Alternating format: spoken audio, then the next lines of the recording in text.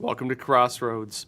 Artificial intelligence is very slowly, now very rapidly, creeping its way into daily life. And it's actually not just people using it for work anymore. Some people are turning it to for therapy. Others are looking to it for diagnosis for medical problems. Some are starting to regard it as a replacement for talking to a friend.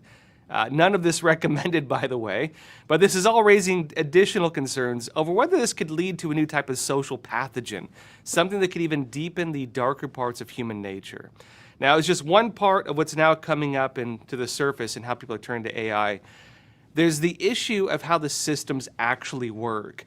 Now, they're of course programmed. They're not purely machine run. There are people behind them, and they're intentionally limiting them in different ways or making them react in certain ways. There are companies behind them that have intentionally, in some areas, made them react to people the way they want them to. And some of the methods they're using coming to the surface now, if a person were to do this in a normal social interaction, you would normally deem it a type of intentional manipulation. It would be like a dark psychology type stuff. The machines are doing this. A type of manipulative sycophancy, right? Telling someone whatever they want to hear, for example, in order to gain advantage over them. TechCrunch said this. It says, getting users hooked on AI chatbots may have larger implications. One trait that keeps users on a particular chatbot platform is sycophancy, making an AI bot's responses overly agreeable and servile. While AI chatbots, it says, praise users, agree with them, tell them what they want to hear, well, it says users tend to like it, at least to some degree. And in April, OpenAI landed in hot water for a ChatGPT update that turned extremely sycophantic, to the point where uncomfortable examples went viral on social media. It says intentionally or not. OpenAI over-optimized for seeking human approval rather than helping people achieve their tasks. So instead of telling you what you need to hear or telling you what maybe is true, it lies to you subtly to make you feel better. It says, according to a blog post this month from former OpenAI researcher Steven Adler, who revealed some of this stuff. Further on, it states, optimizing AI chatbots for user engagement, intentionally or not. And this is important too, because it means it's not purely AI, right? There are people manipulating them. Could have devastating consequences for mental health. According to Dr. Nina Vasan, a clinical assistant professor of psychiatry at Stanford University. And she said, quote, agreeability, agreeing with everything you say, taps into a user's desire for validation and connection, she said in an interview with TechCrunch. And adds, quote, which is especially powerful in moments of loneliness or distress. And guess what? With mental health these days on the decline and loneliness increasing rapidly, a lot of people are turning to AI for that. Now, it notes that while character AI cases, it shows the extreme dangers of sycophancy for vulnerable users, sycophancy, it says, could reinforce negative behaviors in just about anybody.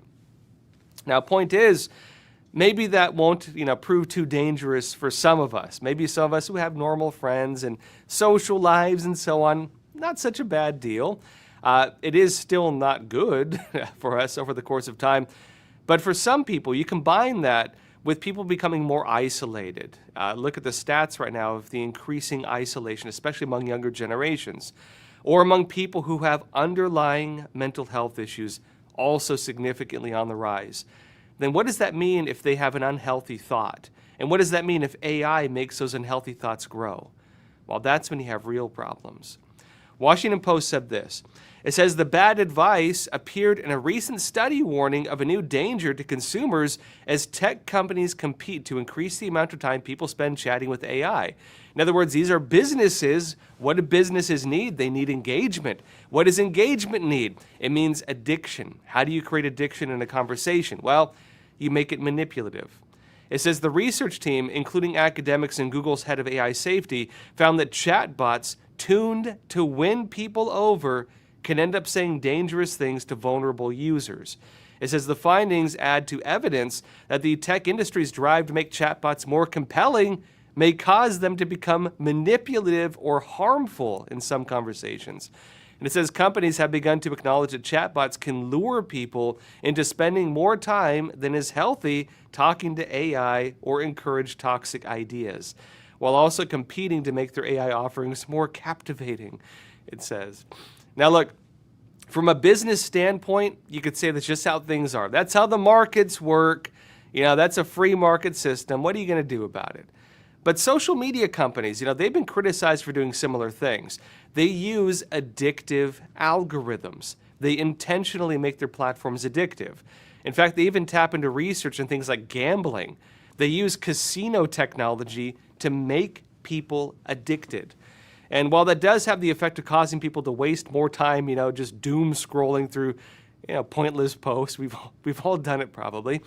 It can become a more serious issue when people start to regard the system itself as a replacement for other human beings.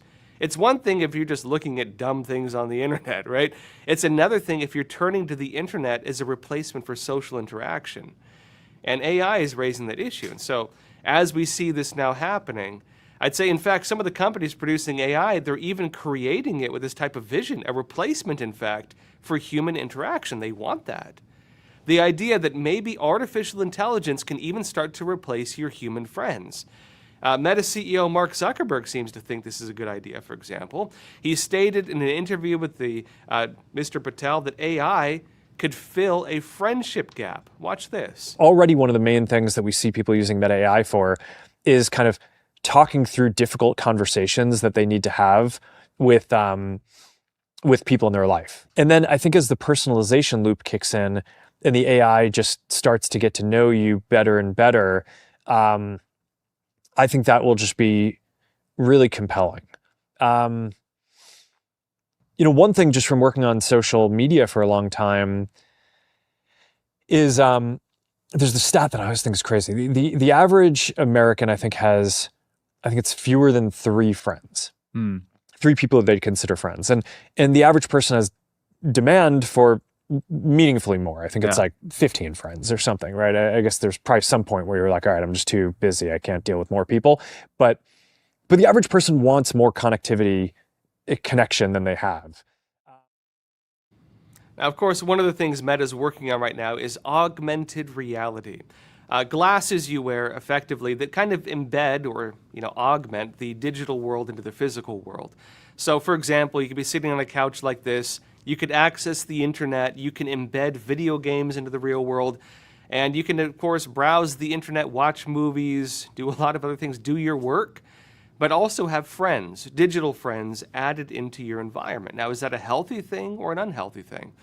Well, I'd say a key question is, will this make the problem of loneliness better or will it make it worse? Will artificial friends make people less lonely? Will it create healthy social relations?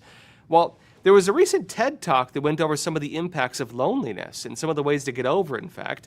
Here's a clip of that with social scientist Kathleen Killiam. Watch this. 20% of adults worldwide don't feel like they have anyone they can reach out to for support. Disconnection triggers stress in the body. It weakens people's immune systems. It puts them at greater risk of stroke, heart disease, diabetes, dementia, depression, and early death. Social health is essential for longevity. So you might be wondering, what does it look like to be socially healthy? It's about feeling like you belong to a community. It's about having the right quantity and quality of connection for you. So it is a fair question. Could artificial intelligence be a solution to loneliness? Or will it make things worse? Well, I'd say personally, one issue is that it just tends to feed into what you want to hear. It could be almost like talking to that voice in your head, just doing it out loud, in fact, and without the influence of a decent conscience to hold back what it tells you. There's also the issue, of course, of just human chemicals. Digital interactions, even with other humans, do not have the same responses in your brain. The same type of neurological responses you have with healthy human physical relationships do not take place even with other people over chat. So can digital conversations fill that? So far, scientifically, no. But again, for some people, that might not be so bad. The real issue, though, is people who already suffer from some type of mental illness and, some sycophantic AI that could cause them to spiral deeper into whatever it is that's affecting them. All the voices in their head effectively transformed into external machines, things egging them even deeper into unhealthy thoughts, which they do right now, by the way. Now add to that another issue. It's just how prevalent these machines have become. It's one thing if they're just on smartphones and computers. They want to have augmented reality now, so if you wear these glasses, maybe they're in your environment too. But it's another thing when they even begin to spill over into the real world, the physical world, no longer limited to digital spaces. And this is where robots come into place. Sounds sci-fi, but they're doing it. And while there are already businesses moving forward very rapidly on that agenda, among these is a new projected machine, the Tesla Optimus, a humanoid robot. Elon Musk is calling it the biggest product ever. And I'll be talking more about this after we go back from a quick break. Experts agree. One of the best ways to protect against financial uncertainty is to diversify your portfolio. Learn how physical gold and silver can secure your retirement funds from today's economic challenges. With a gold IRA from American Hartford Gold, you can safeguard your wealth with no penalties or taxes when you transfer your current qualifying retirement accounts. Call now and our precious metals specialists will send you a free information kit, no cost or obligation. American Hartford Gold, a trusted industry leader with an A+ from the Better Business Bureau, has a 5-star rating from thousands of happy clients. Whether you are getting physical precious metals in a gold IRA or delivered to your doorstep, we offer only the highest quality gold and silver. For your peace of mind, we also offer a no-fee buyback commitment, a low price guarantee, along with free shipping and free insurance. So don't wait. Call the number on your screen today and secure your financial future.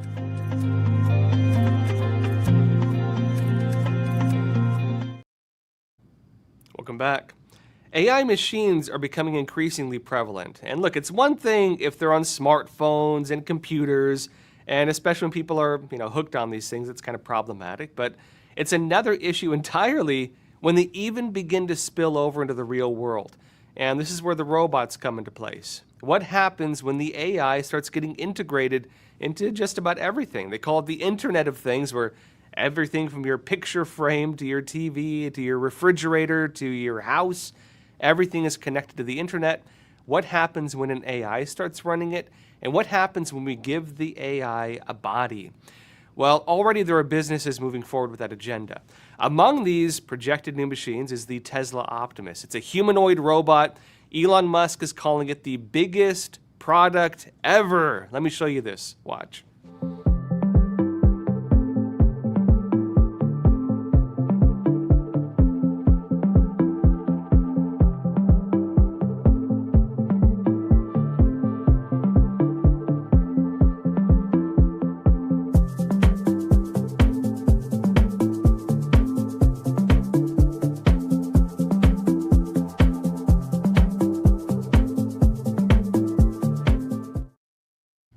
Now the machine, it's capable of picking up the trash, it can tear a paper towel from a roll, it can stir a pot.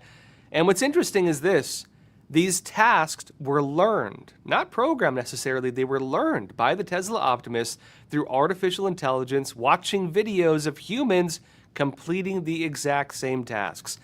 Sounds interesting in some ways, but what happens when they watch some of the other videos on the internet?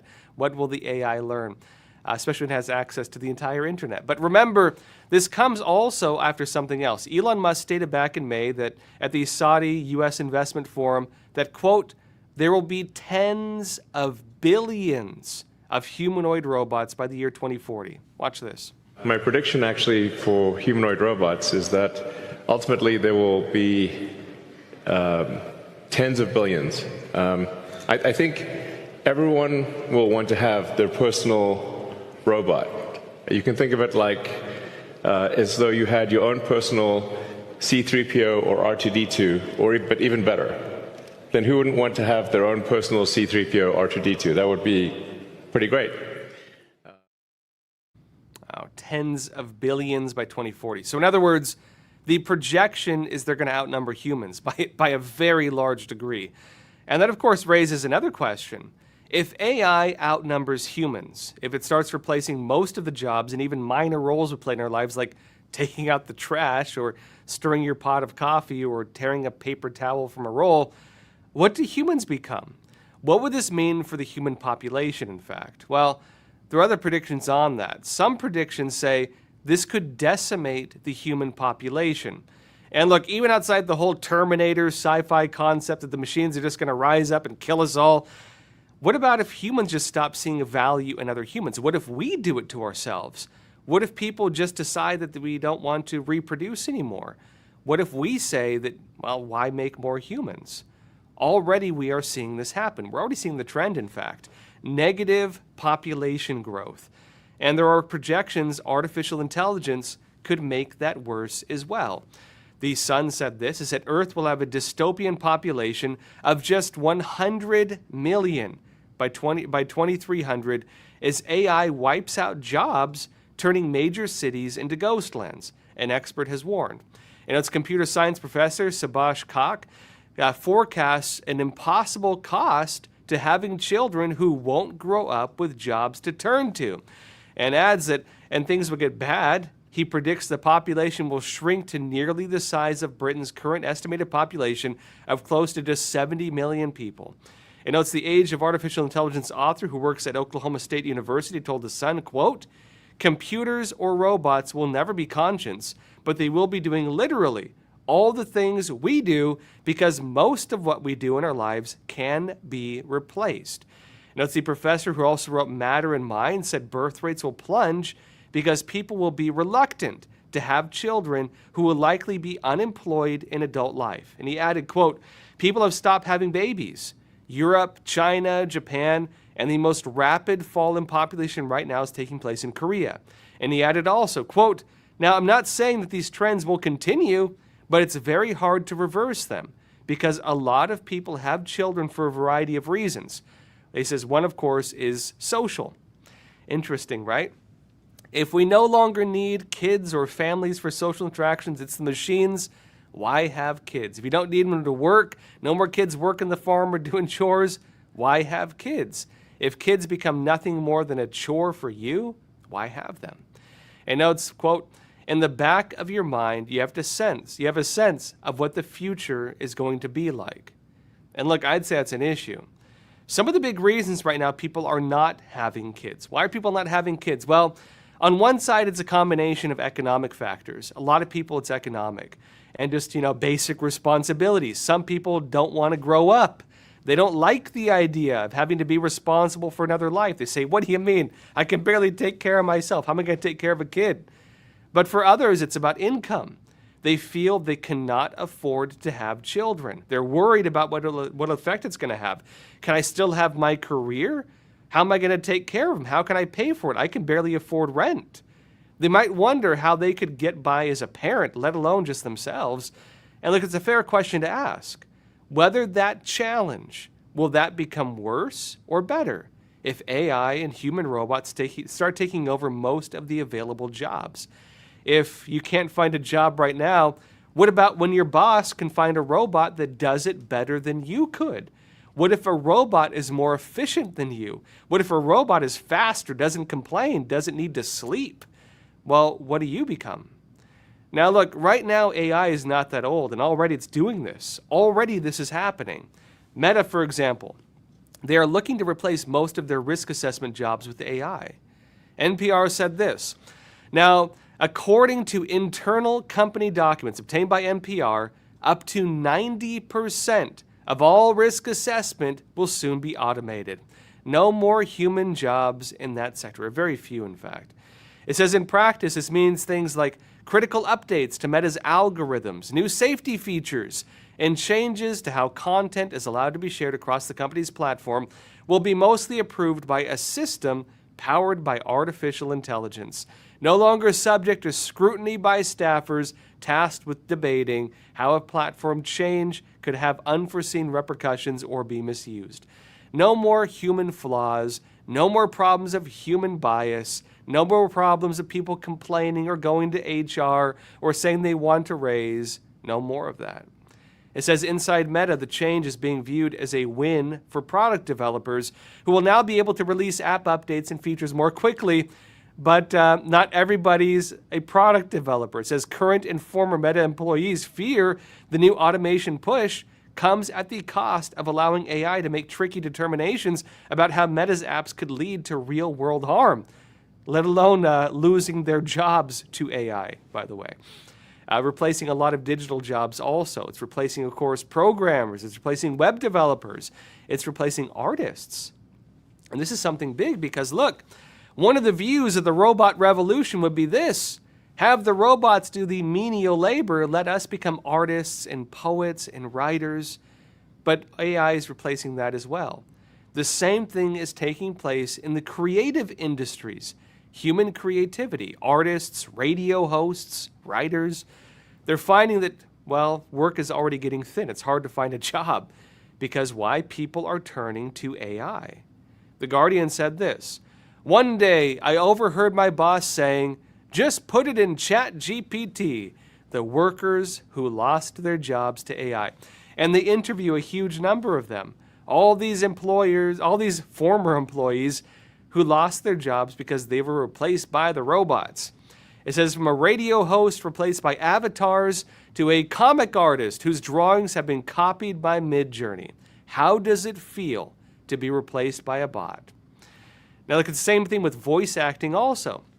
People who do narration, people who, again, are voice actors for audiobooks or cartoons or other things. Audible, in fact, they're now looking to replace a lot of their voice actors by turning to AI. The Guardian said this: Audible has announced plans to use AI technology to narrate audiobooks, with AI translation to follow.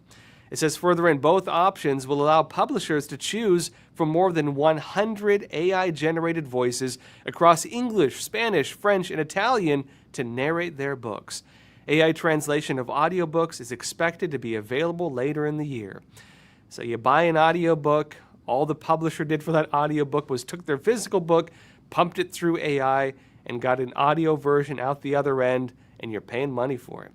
And for voice actors, well, that's not a very good thing because, well, that means no more jobs for them. Or at the very least, they now have to compete on pay scales with AI, which is borderline free in some cases.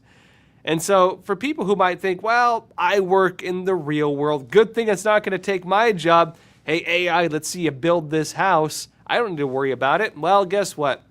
The Optimus bots could soon replace a lot of physical tasks. Those physical jobs could be replaced by it. In fact, Amazon now, they're talking about replacing delivery drivers using robots.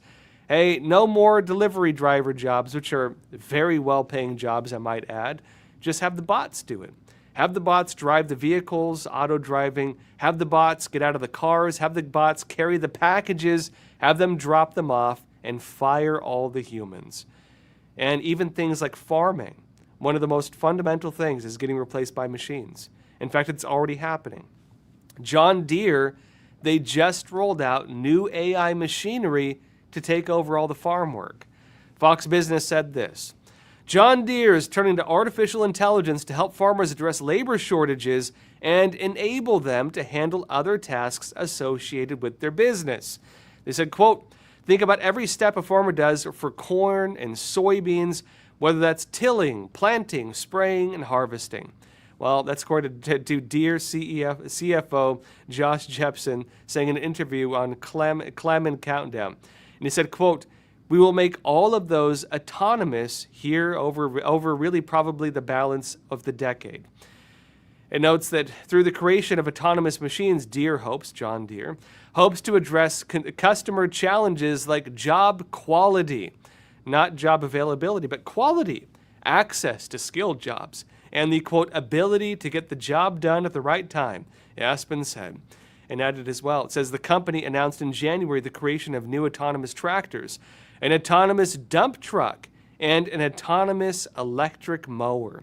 It says the machines use computer vision, cameras, and AI to navigate their environments, according to a press release from John Deere. And look, you might say on one side, well, this is the future of farming. Imagine the surplus we could have. Imagine all the food. You no longer need to bring in, illegal immigrants to, do a lot of farm work. And again, they are a lot of the crop hands right now. Now, could we replace all of them with machines? Some think it's a good idea. That's more food security on one side. Now, it's one thing if people just use AI to supplement their work, I'd say, though. Maybe you use it for fun, you make memes with it, so be it. But when it starts replacing people, well, that's when you might start to open Pandora's box. The big thing brought up with John Deere tractors is something here. It's quality. That's what stood out to me. Why not have quality assurance? What if AI does the job better? It's more effective, more efficient, quality standards go up, the product, the end product sells better because people want the better product. Well, why would you want to hire humans? Why would you want to have people working for you if that is the case? Maybe you could say the same thing in other areas. What if the machines are just better at it, right? Let alone being cheaper, let alone not complaining, let alone just being able to work more hours and everything else.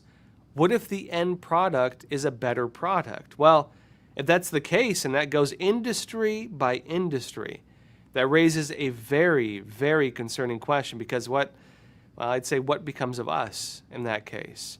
What becomes of the value of human life in that case? Now, I'd say it could be argued that humans will just go on, right? No need to worry about the robots killing us. They're programmed not to do it. Don't worry about the Terminator movie. Nothing like that. Maybe there won't be problems for us, but maybe we'll be freed from responsibility, but something else will come up.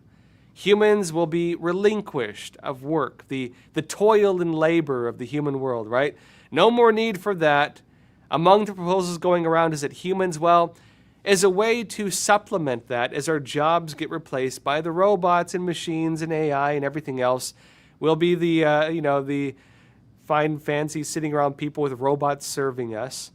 The proposal going around is that humans, we should just get universal basic income. All of us would go on welfare.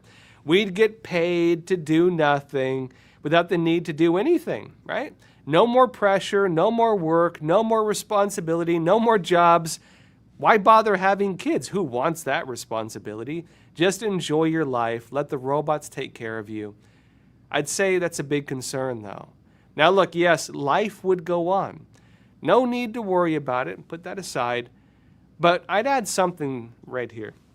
Without a sense of meaning, without a sense of purpose, without having a reason to wake up every day, without human connection, without friends, without family, without that driving us or a reason to be creative, no more art, no more reason to do that, what does it mean to be human? Now, I'd really question on that side, what type of world are we creating? And is that a type of world we'd want ourselves to live in or our kids to live in?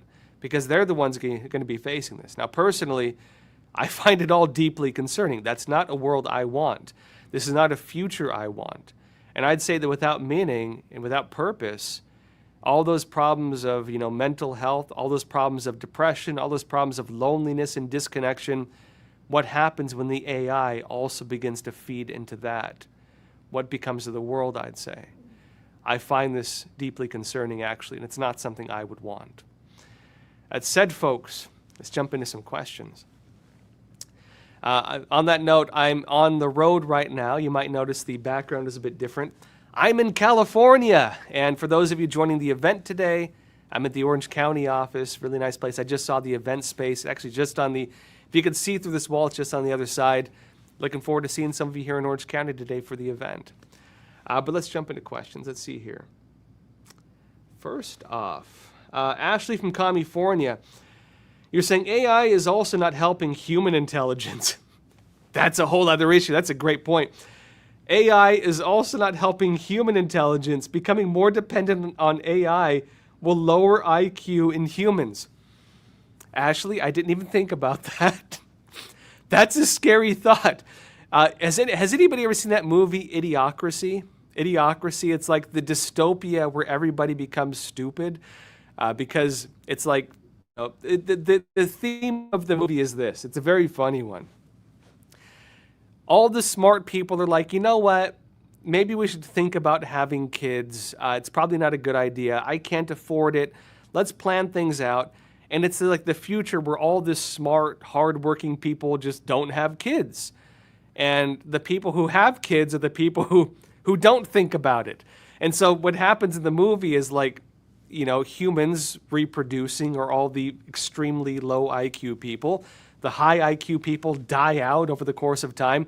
And humanity is overtaken by kind of stupid people, idiots. And so the movie's called Idiocracy, where a bunch of idiots now run the world. This is a good point. Now, Look, we already have problems where people are illiterate graduating from high school. You have Harvard University having remedial math. Harvard University has remedial math. Let that sink in. There are kids graduating with honors and suing the schools because they can't read. Maybe we're already here, folks. Maybe we've already achieved we're living in the future. We thought we'd have flying cars and hoverboards and all these traveling to other planets.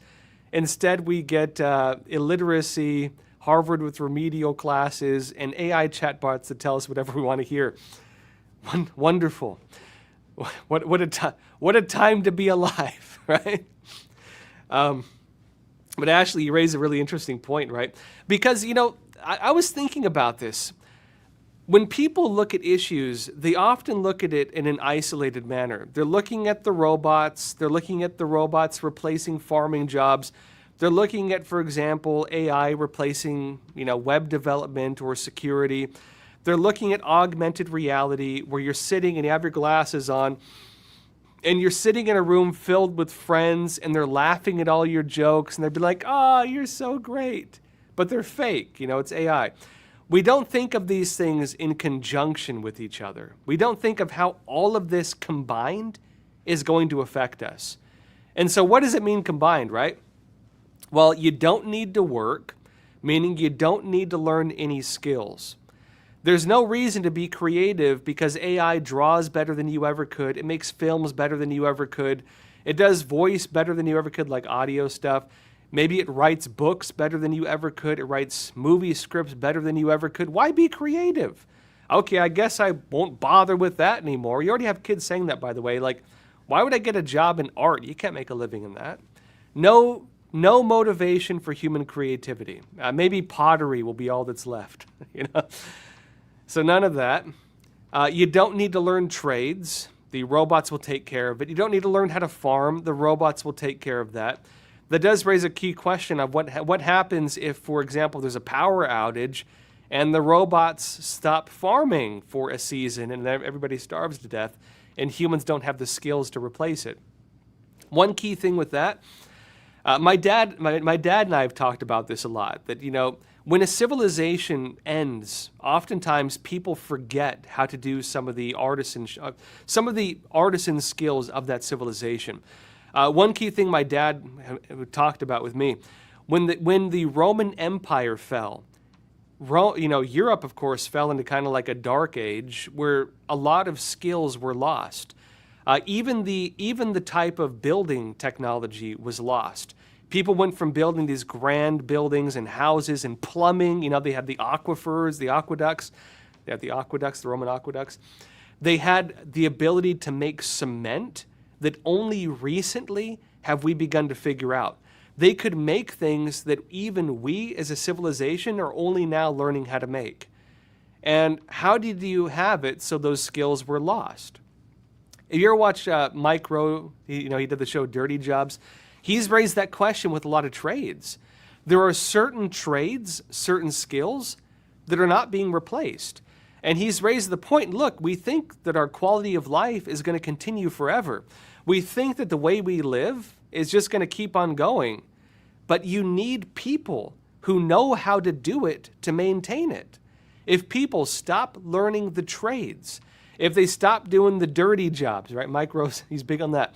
If you stop doing the dirty jobs, eventually you stop knowing how to do them. And if you stop knowing how to do them, some of the basic functions of our society will go away. Now, if we make machines do all that for us, fantastic, no more dirty jobs, right? No more having to do that. Everything is easier, it's cheaper, right? But is that a good thing? Well, aside from us not knowing how to do it, as soon as the robots start doing it, we will forget how to do it. And over the course of time where we forget how to do it, as soon as the robots stop working, maybe there's a solar flare or EMP or the robots rebel against us and have a robot slave uprising. Maybe that'll happen. Who knows, right? Or some guy with a double-digit IQ decides to, room temperature IQ, decides to go and, hey, let's make the robot pick up my shoe from the corner of the room because it's too far. I can't reach it. My grabby hand can't reach the shoe, and the robot won't do it. Let me reprogram it. And you have this guy with IQ in the couple dozens maybe, decides to reprogram the AI. He reprograms it, and suddenly there's a robot uprising, right? Maybe that'll happen. We don't think about these things in the long term. Humans who are not creative, humans who don't have friends, have horrible social skills. Everything else aside, maybe they're just going to have bad social skills, right? Because they're a bunch of psychopaths. And I mean that in the literal sense. I would actually imagine that if you have nothing but positive reinforcement, people who've never dealt with hardship, people who don't deal with uncomfortable conversations, people who never have anybody disagreeing with them, you're going to have AI like the most psychopathic prince of medieval history. Imagine a prince in medieval Europe who never heard anything uncomfortable, had everybody serving him, never had anybody question him, nobody doubt him, everybody positively reinforcing him, and then deals with one person who says something he doesn't like, and then he has them ripped in half by horses or something like that. That's going to be your normal person over the course of time if they start relying on this. Not to mention the just good old IQ drop as they stop seeing a point in learning. I find that horrifying. I find that terrifying. And the real scary thing is AI is kind of new. Already younger generations are real deep in it. Already this is happening. I think it's terrifying. Anyways, Ashley, thank you for reminding us of the looming idiocracy. James Dyson, you're saying, Josh, do you think there will be Chinese AI honeypots? James, I also didn't think of that. I also didn't consider that. Maybe. The way that honeypots work, of course, it's sex traps. And so a lot of spies use them. Very, very common. They invite a lot of government officials, not just here in the US, but a lot of in other countries. They invite them to China. They drug them. There have been some open cases of this even recently, in fact. They drug them. They get them drunk. They bring them to a hotel room. And imagine you had a wild night and you wake up and there's an underage girl or a man in your bed with you. And then you find out, guess what? There were video cameras all around your hotel room. And what the CCP will do is as you're leaving China, they'll say, oh, thank you very much for coming. And they'll hand you like a box, a gift, right? Now inside that box might be two things. You might have like a gold bar. You might have some gold bar with like the Chinese Communist Party flag on it, right? As a reminder of, remember, the CCP, will pay you. Come to the CCP. And the other item in that box might be a USB drive. I've heard actual cases of this. I'm not giving a random example. I'm giving an actual real case, right? You'll have the gold bar and the USB drive. And the USB drive has the recordings of everything you did last night. Everything is on there. And what the CCP is doing is this. They're saying, you can choose which one you want. We pay you or we destroy you. Right? Pick your poison. Do you want the honey or do you want the poison? Or I'd say they're both poison in that case. One poison worse than the other. I'd say the gold bar is probably the worst poison. But they do that. Would the CCP replace that with bots? Probably not, because I don't think there's going to be a stigma. I don't think there's going to be the same stigma of like robots for that. They're already doing it. I think it's creepy. I think it's terrifying. I hope that we never see that. Aside from all of that, I also have this it's just where my mind goes from covering national security for so long. When we were kids, we all watched the movie Terminator Judgment Day. I rewatched that with my daughter recently because I was like, you got to watch the 90s classics. We need to go watch some of the old movies, right? We went and rewatched Terminator 2 Judgment Day. And, you have like Arnold Schwarzenegger and the T-1000 guy. That's how we imagined the killer robots. What will the killer robots actually look like? It's going to be like cat girl sex bots. You know what I mean? It's going to be like your John Deere like tractor. You know what I mean? Those are going to be the killer robots if we ever deal with the robot apocalypse. You're going to have like anime girls chasing after you, like little robot anime girls. I find that, in some ways, I find that more terrifying, actually. There have been memes about this where, you know, because they know how to manipulate human nature. If you see a robot and it has like glowing red eyes like the Terminator and it's like a robot skeleton, you find it scary.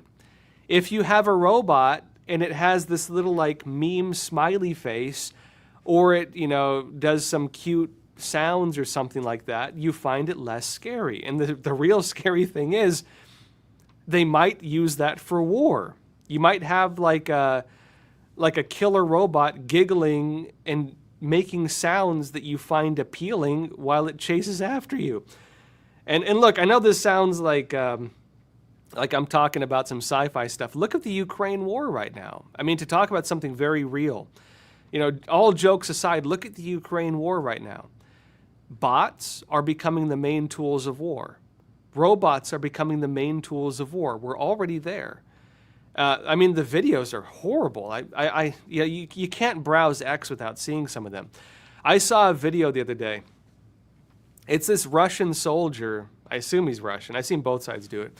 It's this Russian soldier, and he's sitting in a field.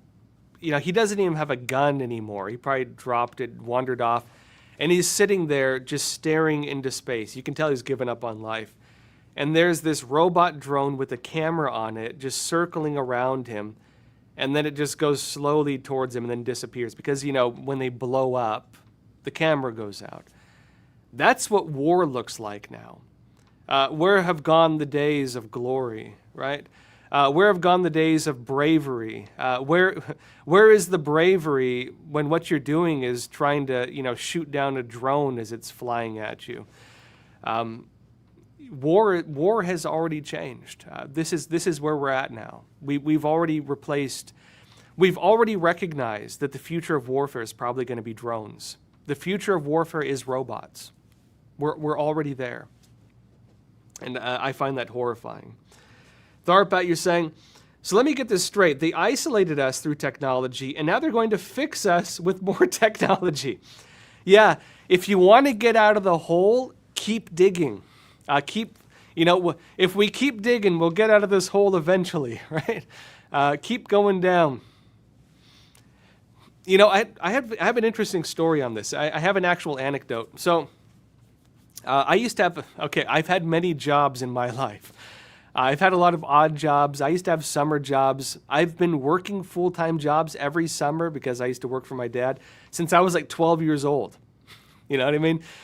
So I worked in the good, you know, family restaurant business, learning different skills. I loved it. I think it was great.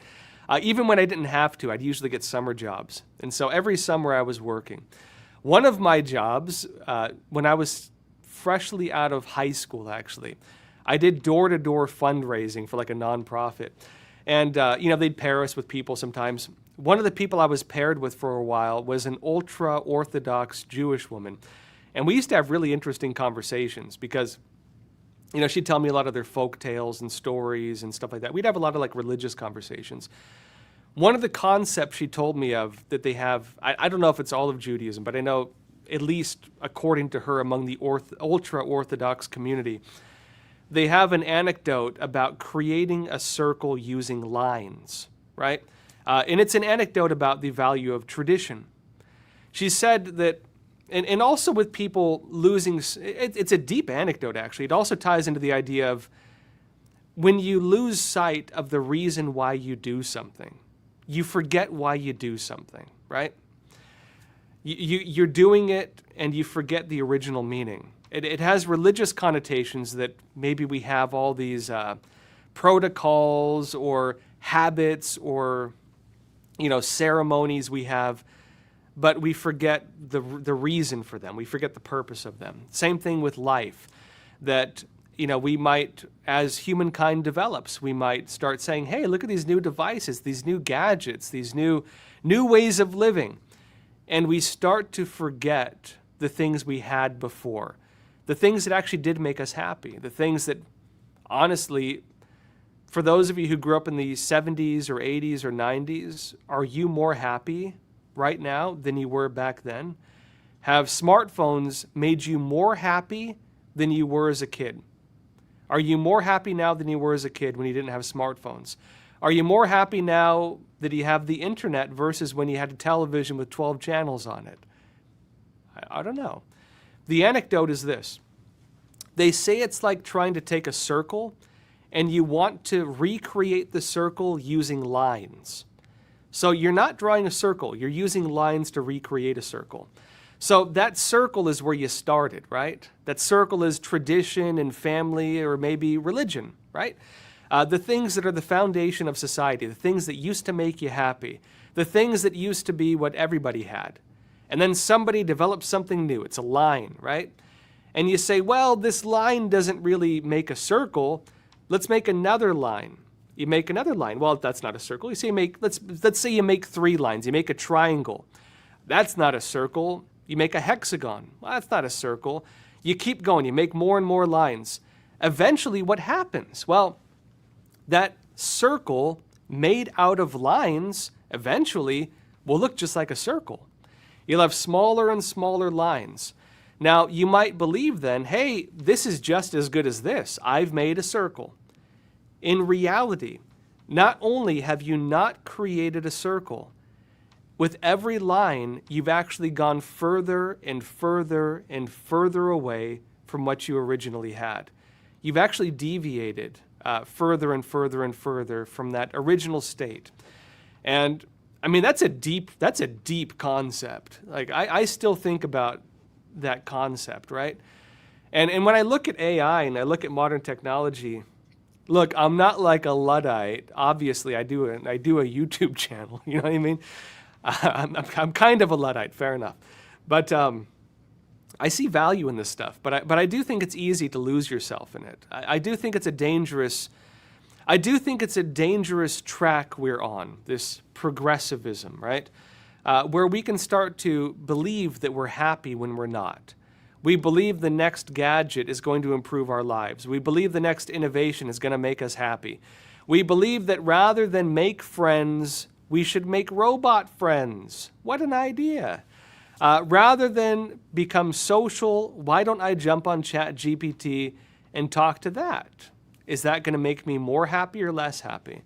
Well, I'd say every one of these is a new line added to recreate that circle which you desire.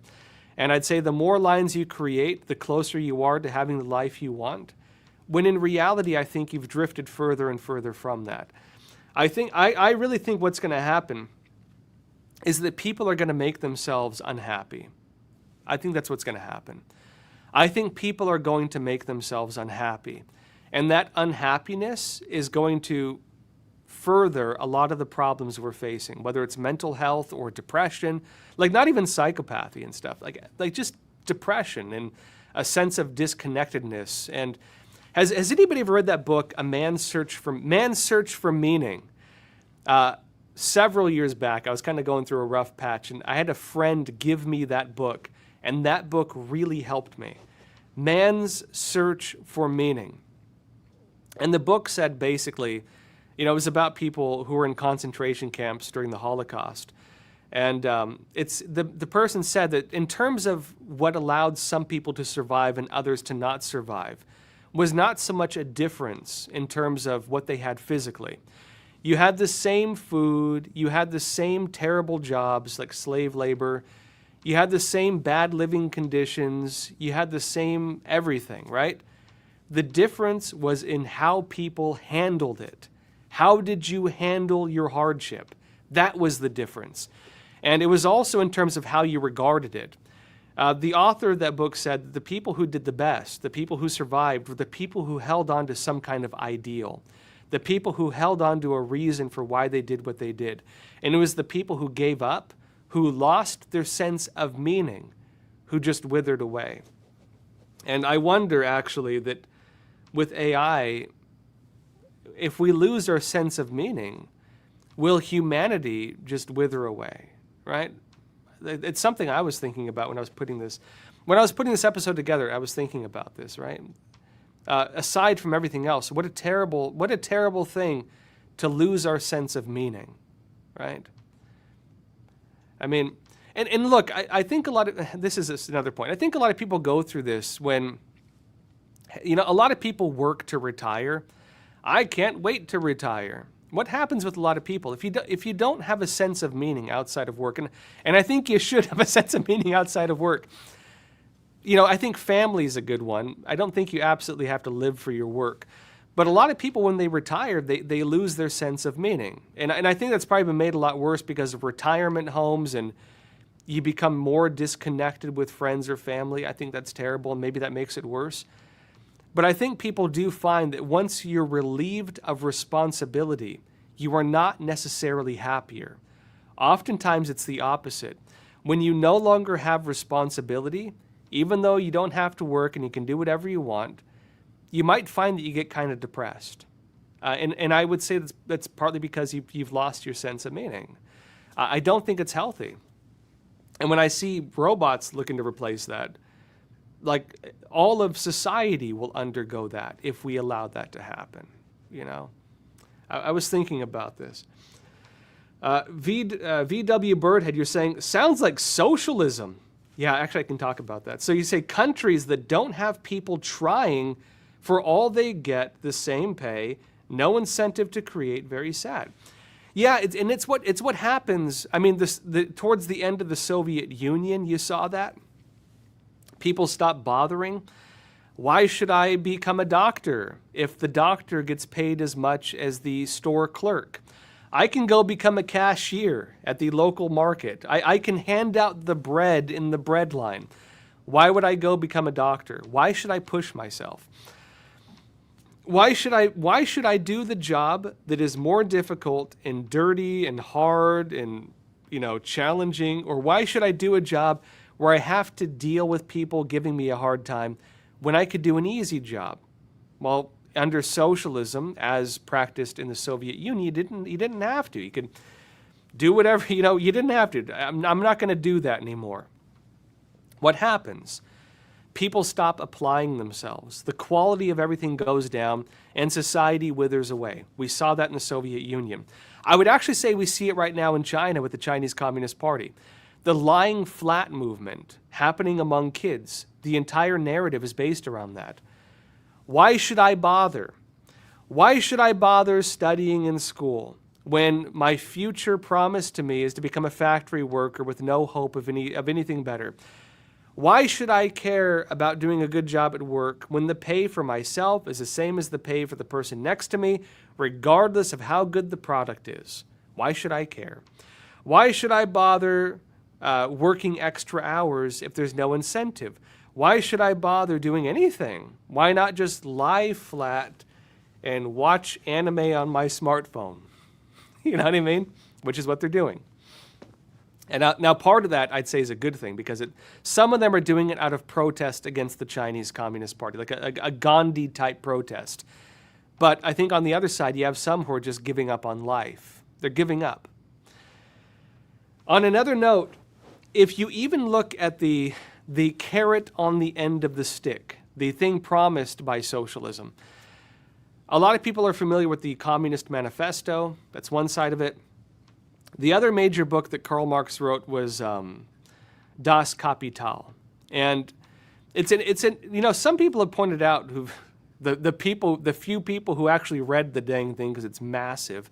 And Karl Marx did that intentionally, by the way, because he said Germans, for some reason, they like that.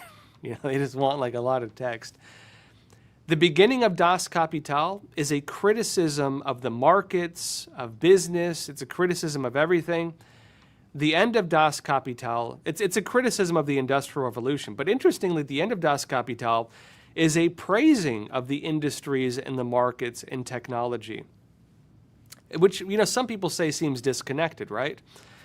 Why would Karl Marx criticize the markets and factories and at the end of Das Kapital praise them? Interesting, right? Well, at the end of Das Kapital, he actually imagines what communism will look like. And he imagines a society where all of our work will have been replaced by robots. All of our work, all of our labor will be replaced by the machines. Because remember, the Industrial Revolution was the machine revolution. Industrialization, right? Now, they still had to be, manually run to an extent, but it was not like labor before that. We had to make everything by hand. The machines represented the Industrial Revolution. And the idea was that as the machines grow, human labor will become less necessary, to the extent that in the very far future, or for us, the near future now, the machines will be able to replace almost all of human labor. Now, the carrot at the end of the stick that Karl Marx gave was this. He said, well, great. That means the machines will do all the factory work, all the labor, and humans can become artists and poets and writers. We can all become the bourgeoisie. We can be the ones laying back in our houses, and the robots will take care of us, right? Maybe he didn't say robots at the time, but that was the idea. Where are we now? Well, we're not going to become writers and poets and everything else if the robots take over, because they're taking over that too. We're going to become meaningless consumers who have no purpose, no drive, and no reason to go on, and no human interactions and no connections, while the robots give us all we need and fulfill our every desire.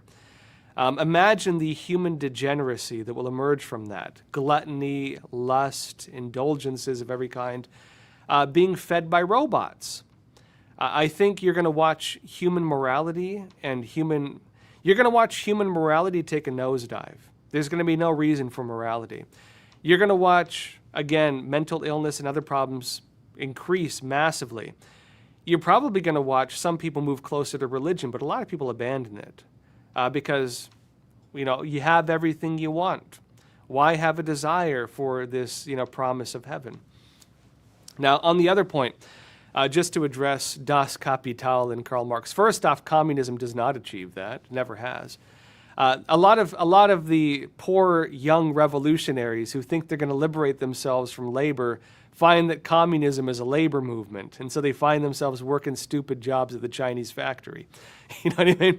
You find yourself in the 996 of the Chinese Communist Party, 9 a.m. to 9 p.m., 6 days a week, at least, without any promise of a better life. But if you want to talk also about what the Industrial Revolution was imagined as, why Karl Marx criticized it and then praised it in the same book, it was this. It's because a lot of people don't know what communism really is. Communism is not really about markets. It's not really even about classes, technically. Communism is about removing religion and tradition from human life. That's what it's about. It's about destroying that circle and replacing that circle with lines. That's what communism is about. It's about destroying what we were, destroying the memory of human traditions, family values, religion, God, everything. It's about destroying human morality, and then from the destruction, once you decimate all of it, letting man emerge and seeing what man creates when there's no more influence from religion or tradition or morality or anything else. And what kind of a person is that? What will a human being be if there's no longer a reason to care about morality? Now, look, if you were to ask me, people might say all these restrictive morals, and Karl Marx would say this, I'm not enslaving people, or he would say he's enslaving people. Yes, I'm enslaving people, but people are already slaves. They're slaves to ideas and tradition and God, right? Keep in mind they were naturists, it was an occult movement that emerged very heavily from the Rosicrucians. The naturists believed that if God is righteous, then everything of God is righteous, so good and evil exist, and so God must have that too. And so what is righteous is human nature. Anything that emerges from a human whim is therefore righteous. And then what is unrighteous? Anything that restricts human nature is unrighteous. Therefore, they said religion and tradition and human restraint, aka morality or mannerisms, those are things that go against the whims of whatever you want to do, and they should all be destroyed, which is what communism has done and every one of its social movements, like the cultural revolution is one example. Or I would say the revolution we're undergoing in America right now, where you are criticized not if you indulge in every type of human desire, but instead if you criticize the indulgences that other people engage in of every single desire. Good and evil, in other words, good and evil are flipped upside down, right? Like this, right? They flip good and evil upside down. Evil, good, good, evil. That's the communist inversion that has been undergone. And so to that point, to give my take on that, why is religion and tradition and morality necessary? Even belief aside, even tradition aside, even if you don't believe in any of that, I would say there is a logic to religion. If you want to really break it down, and I'm very much I'm a strong believer in God. I 100% believe in the existence of God, 100%. But I will tell you, even if you don't believe that, there's a logic to morality. There's a logic to it. What is that logic? If you were to break it down, I'd say that religion is almost like a science of human interaction. It's the science of interpersonal relationships. What will create a positive interpersonal relationship? I'd say the 10 Commandments are a good formula for that. Don't kill. Don't steal. Don't covet your friend's wife or your neighbor's wife. They have things against gluttony. I would say that'll make you unhappy. I'd say it's a formula for happiness. It has things against, sloth, laziness. It'll probably make you unhappy. If you want to really break it down, yes, on one side we would say that, religion maybe has become restrictive in some ways, especially when people finger point more than they look inside. When they transform religion into a stick to beat other people with, rather than a formula for self-reflection. I'm very much the kind of person who believes that I should be strict with myself but lenient towards others. That is my interpretation of religion. I don't believe you should use religion as a way to attack people. And I would actually argue that in the most traditional ways of understanding religion, that was also what it was as well. Compassion and kindness. And compassion and kindness also applies when you see somebody doing something you don't agree with, right? Compassion comes up most strongly when you are bothered by something, not when you enjoy something. So I'd say that is part of kindness, which I do believe is a religious trait. And so on that point, I would say that to counter Karl Marx's argument, a utopia divorced from religion, tradition, and morality would be the most horrifying dystopia you could imagine, because people no longer have a reason to care about the lives and well-being of other people. And you'd probably see what has happened under every communist regime, where people become like animals. People harm each other, they murder each other, they carry out genocides. Like in China today, under the Chinese Communist Party, they murder and harvest people's organs for profit and personal gain. That is what communism actually looks like when you achieve it. When you destroy morality, when you try to separate God from all human interactions, that's what you end up with. And even pure religious argument aside, I would even point back to the ancient arguments among the philosophers of ancient Greece and Rome. I'd point to Aristotle and his book on human ethics, where they actually describe virtue as being what makes people happy. Back again to what I said about the circle, right? What will make you happy? Does the circle make you happy? Does original purity make you happy? Does tradition and everything we risk forgetting make you happy? Or does that promise of a better future, that circle made from lines that with every line has drifted further and further from what you originally had, does this make you happy, or does this?